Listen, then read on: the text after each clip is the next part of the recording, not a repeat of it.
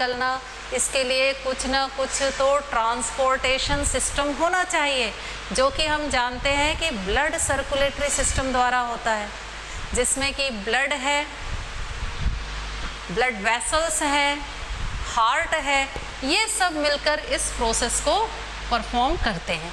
तो हमारा जो तीसरा लाइफ प्रोसेस है वो कौन सा है? ट्रांसपोर्टेशन।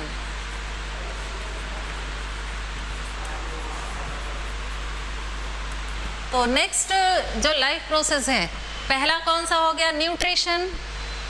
सेकंड हुआ रेस्पिरेशन। रेस्पिरेशन में भी दो पार्ट हैं, एक तो सेलुलर रेस्पिरेशन के विषय में बताया है जो ईच एंड एवरी सेल में हो रहा है, फिर उसके बाद गैसियस एक्सचेंज कैसे होता है, ट्रांसपोर्ट ऑफ रेस्पिरेटरी गैसेस कैसे होता है उसके बारे में। देन है ट्रांसपोर्टेशन, ये जो न्यूट्रिएंट्स है, गैसेस है, वो कैसे ट्रांसपोर्ट होते हैं। तो ट्रांसपोर्टेशन पूरा एक अलग से लाइफ प्रोसेस है। थर्ड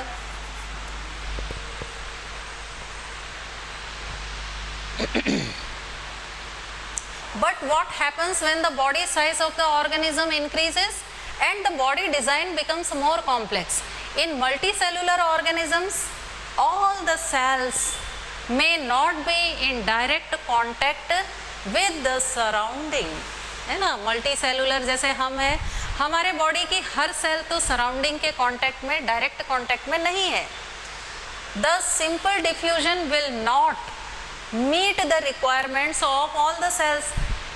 तो सिंपल डिफ्यूजन के थ्रू तो सभी सेल्स की रिक्वायरमेंट पूरी नहीं हो जाएगी, हर सेल को ऑक्सीजन या रेस्पिरेटरी गैसेस नहीं मिलेंगी, या हर सेल को न्यूट्रिएंट्स नहीं मिल जाएंगे। जैसा कि हमने देखा यूनिसेलुलर ऑर्गेनिज्म अमीबा में होता है, सिंपल डिफ्यूजन के थ्रू उसका रिक्वायरमेंट पूरा हो जाता है क्योंकि उसकी सेल एनवायरनमेंट के कांटेक्ट में होती। लेकिन मल्टीसेलुलर ऑर्गेनिज्म में जैसे ह्यूमन है, हर सेल एनवायरनमेंट के, एक्सटर्नल एनवायरनमेंट के कांटेक्ट में नहीं होती है। We have seen previously how in multicellular organisms various body parts have specialized in the functions they perform। ये जो different life processes है, न्यूट्रिशन है, रेस्पिरेशन है, ट्रांसपोर्टेशन है, चाहे प्लांट्स में हो चाहे एनिमल्स में हो, उसके लिए उनमें किस तरह से उनकी बॉडी डिज़ाइंड होती है, स्पेशलाइज्ड होती है, उनमें कुछ स्पेशलाइज्ड सेल्स होती हैं जो कि इन प्रोसेसेस को परफॉर्म करती हैं। We are familiar with the idea of this specialised tissues and with their organisation in the body of the organism. हमने 9th क्लास में सेल पढ़ा था चैप्टर, उसके बाद टिश्यू पढ़ा था, plant tissue and animals tissue. ये जो टिश्यूज़ हैं डिफरेंट टाइप के फंक्शन परफॉर्म करते हैं, उसके लिए किस तरह से उनमें स्पेशलाइज्ड सेल्स होती हैं उनके विषय में आपने पढ़ा। जैसे नर्वस टिश्यू है, उसमें जो सेल्स होती हैं न्यूरॉन्स से बनी हुई होती है वो नर्वस टिश्यू। तो न्यूरॉन्स में एक्सॉन है, साइटोन है, वो कैसे नर्व इम्पल्सेस को एक प्लेस से दूसरे प्लेस तक ट्रांसफ़र करने के लिए स्पेशलाइज्ड होता है, ये हमने पढ़ा। We are familiar with the idea of these specialized tissues and with their organization in the body of the organism. It is therefore not surprising that the uptake of food and the oxygen will also be the function of specialized tissues। ये जो oxygen का intake करते हैं, food का intake करते हैं, इसके लिए स्पेशलाइज्ड टिश्यूज़ का होना बहुत ज़रूरी है। However, this poses a problem since the food and oxygen are now taken up at one place in the body of the organism while all parts of the body need them। अब हमने देखा कि intake of food हम तो mouth से करते हैं, intake of oxygen हम करते हैं लंग्स के through. Lungs are respiratory organs of human body, लेकिन ऑक्सीजन की आवश्यकता बॉडी की हर सेल को है क्योंकि हर सेल को एनर्जी चाहिए और वो एरोबिक रेस्पिरेशन के थ्रू ही मिलेगी।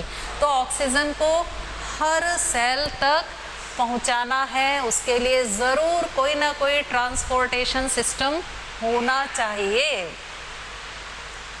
However, this poses a problem since the food oxygen are now taken up at one place in the body of the organism while all parts of the body need them. This situation creates a need for a transportation system. तो food है, उसका digestion हुआ, glucose बना, suppose carbohydrate digestion से glucose formation हुआ। अब इस glucose को हर सेल तक पहुंचना है। ये तो स्मॉल इंटेस्टाइन में कंप्लीट होता है डाइजेशन। अब स्मॉल इंटेस्टाइन से इसको बॉडी के हर सेल तक पहुंचना है। कैसे पहुंचेगा?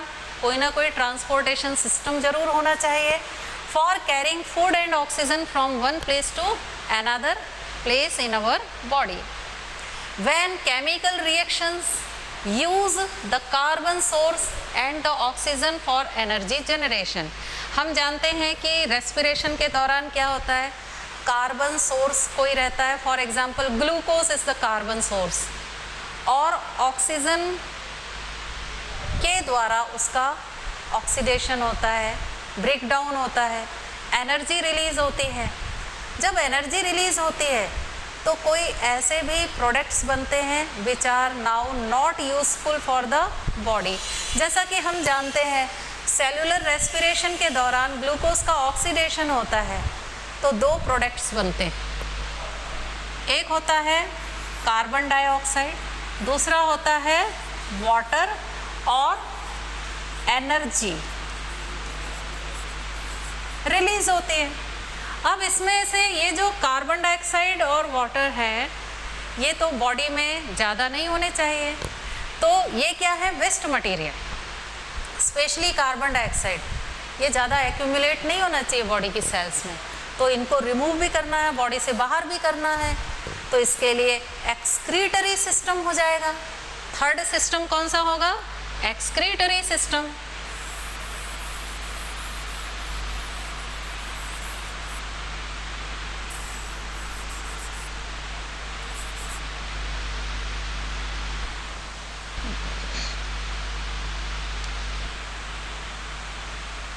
सॉरी, फोर्थ जो सिस्टम होगा वो कौन सा होगा, या लाइफ प्रोसेस एक्सक्रीटरी सिस्टम या एक्सक्रीशन।